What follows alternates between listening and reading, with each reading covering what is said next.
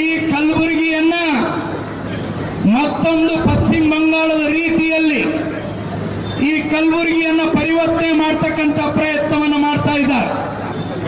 ಅನೇಕ ಜನ ಬಾಂಗ್ಲಾ ನುಸುಳುಕೋರರು ಇವತ್ತು ಪಶ್ಚಿಮ ಬಂಗಾಳದಿಂದ ಕಾಲು ಕಿತ್ತಿದ್ದಾರೆ. ಅಂತವರಿಗೆ ಸ್ವಾಗತ ಕೊಡ್ತಕ್ಕಂಥ ಕೆಲಸ ಈ ಕಲಬುರಗಿಯ ಮಿನಿ ಖರ್ಗೆ ಅವರು ಮಾಡ್ತಾ ಇದ್ದಾರೆ ಬಂಧುಗಳೇ. ಅದರ ಮುಂದುವರೆದ ಭಾಗ ಯಾರು ಪೊಲೀಸ್ ಅಧಿಕಾರಿಗಳ ಮೇಲೆ ಲಾಂಗು ಮಚ್ಚು ಕಲ್ಲುಗಳಿಂದ ಪ್ರಹಾರ ಮಾಡ್ತಾರೆ, ಈ ದೇಶ ಕಾಯ್ತಕ್ಕಂಥ ರಕ್ಷಣೆ ಕೊಡ್ತಕ್ಕಂಥ ಪೊಲೀಸರ ಮೇಲೆ ಗದ ಪ್ರಹಾರ ಮಾಡಿದಂತ ಗುಂಡಾಗಳ ಕೇಸ್ಗಳನ್ನ ವಾಪಸ್ ತಗೊಳ್ಳುವಂತ ಕೆಲಸ ಮಾಡ್ತಾರೆ.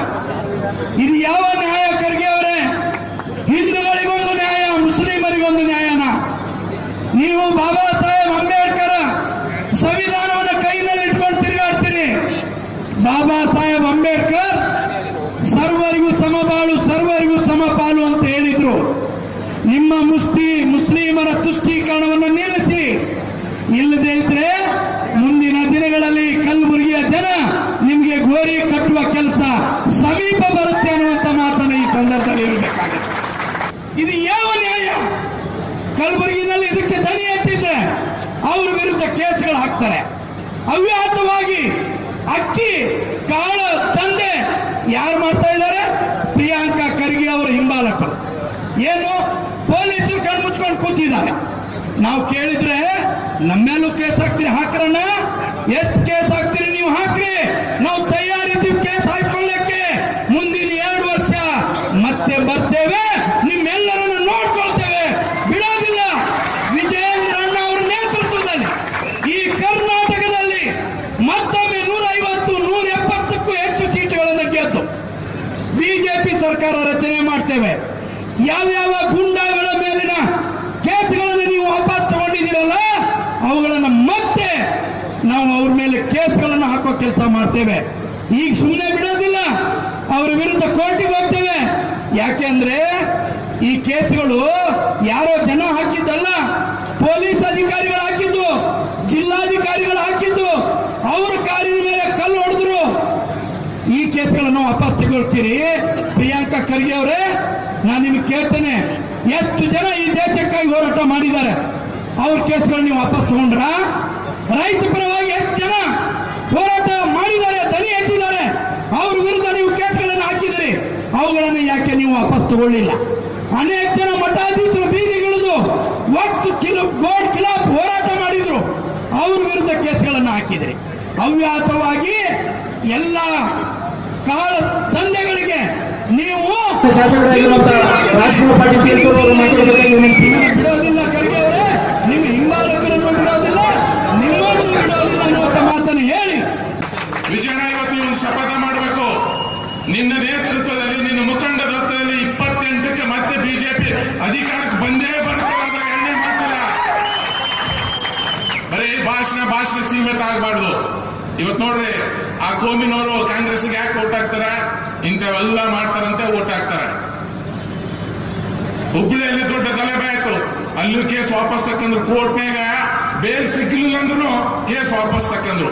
ಇವತ್ತು ನೀವು ಒಂದು ಪ್ರಮಾಣ ಮಾಡಿಬಿಡು, ನಮ್ಮ ಸರ್ಕಾರ ಬಂದ ಮೇಲೆ ರಾಮ ಭಕ್ತರ ಮೇಲೆ ಎಷ್ಟು ಕೇಸ್ ಆಗ್ಯಾವ ಎಲ್ಲವನ್ನು ಇಮಿಡಿಯೇಟ್ಲಿ ತಕ್ಕಂತಾನಂತ ಒಂದು ಘೋಷಣೆ ಕೂಗ್ಬಿಡು.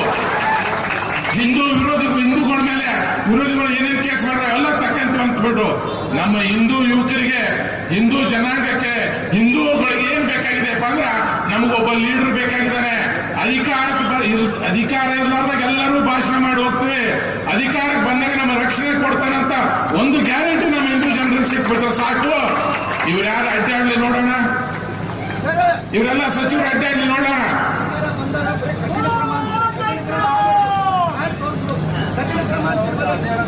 ನಾವು ನಮ್ಮ ತಮ್ಮ ಏನ್ ಹೇಳ್ತಾನೆ ಅದು ಸತ್ಯ ಅದ. ಯಾರು ಹೋಮ್ ಮಿನಿಸ್ಟರ್ ಆಗ್ತೀವಿ ನಮ್ಮ ಬಿಜೆಪಿ ಸರ್ಕಾರದಲ್ಲಿ, ಯಾರೇನು ಹಾಕ್ತಿವಿ, ಯಾವುದೇ ಒಂದು ಹಿಂದೂ ಈ ಕೇಸ್ಗಳಾಗ್ಯಾವ ತಗೊಳ್ರಿ ಅಂದ್ರ ಸೂಕ್ತ ಕ್ರಮ ಕೈಗೊಳ್ತೀವಿ ಅಂತ ಲೆಟರ್ ಬರೀ, ಅದ್ರ ಮೇಲೆ ನಮ್ಮ ಲೆಟರ್ ಮೇಲೆ ಸೈನ್ ಮಾಡ್ತಾರ. ಆ ಸೂಕ್ತ ಕ್ರಮ ಹೋಗ್ಬೇಕು. ಅವ್ರು ಯಾವ ತರ court, high court, supreme court bail ಕೊಡ್ಲಾರ್ದವ್ರಿಗೆ ಕೇಸ್ ವಾಪಸ್ ತಗೊಂತಾರ, ನಮ್ಮವ್ರಿಗೆ ಯಾಕೆ? ನಮಗೇನೋ ಸಣ್ಣ ಪುಟ್ಟ ಗಣಪತಿಗೆ ಡಿಜೆ ಹಚ್ಚಿದ ಗಲಾಟೆ ಅಂತಿಂತ ಗಲಾಟೆ ಅಷ್ಟೇ ಅವ. ಅಂತ ಯುವಕರ ಮೇಲೆ ಒಂದು ಕೇಸ್ ವಾಪಸ್ ತಕ್ಕಂದ್ ಬಿಟ್ರಂದ್ರ ಮುಂದಿನ ದಿನಮಾನಗಳಲ್ಲಿ ಹಿಂದೂ ಬಗ್ಗೆ ವಿರೋಧ ಯೋಚನೆ ಮಾಡಂತ ಒಂದು ಶಕ್ತಿನೂ ಈ ಕರ್ನಾಟಕದಲ್ಲಿ ಇರಂಗಿಲ್ಲ. ಹಂಗಾಗ್ಬೇಕಂದ್ರೆ ನೀವು ಗಟ್ಟಿ ನಿರ್ಧಾರ ತಗೊಳ್ಳೇಬೇಕು. ಯಾಕಂದ್ರೆ ನೀವು ಯಂಗ್ ಬ್ಲಡ್ ಅದ, ಯುವಕರದ್ರಿ, ನಿಮ್ ಮೇಲೆ ಜನರ ವಿಶ್ವಾಸನಿದೆ. ನೀವು ಕರೆದಕ್ಕೆ ಇವತ್ತು ಇಷ್ಟೆಲ್ಲ ಸಾವಿರಾರು ಜನ ಬಂದಿದ್ದಾರೆ. ಇವತ್ತು ಅದಕ್ಕೋಸ್ಕರ ಆ ಒಂದು ತೀರ್ಮಾನ ಬಹಳ ಅವಶ್ಯಕತೆ. ನಮ್ಮ ಹಿಂದೂ ಜನಕ್ಕೆ, ನಮ್ಮ SC ST ಜನ ನಮ್ಗೆ ಏನು ದುಡ್ಡು ಕೊಡ್ರಿ ಅಂತ ಕೇಳಂಗಿಲ್ಲ, ಅವ್ರಂಗ ಬೇಲ್ ಮಾಡಿಸಿ ಅಂತ ಕೇಳಂಗಿಲ್ಲ, ಅವ್ರಂಗ ತಿಂಗಳಿಗೆ ಇಷ್ಟು ದುಡ್ಡು ಮನೆಗೆ ಹಾಕ್ರಿ ಅಂತ ಕೇಳಂಗಿಲ್ಲ. ನಮ್ಮ ಮಕ್ಕಳಿಗೆ ಪೊಲೀಸರಿಂದ ರಕ್ಷಣೆ ಸಿಕ್ಕರೆ ಸಾಕು. ನಮ್ಮ ಮಕ್ಕಳು ನಮ್ಮ ಧರ್ಮ ರಕ್ಷಣೆ ಮಾಡಕ್ಕೆ ಸದಾ ಸಿದ್ಧರಿದ್ದಾರೆ.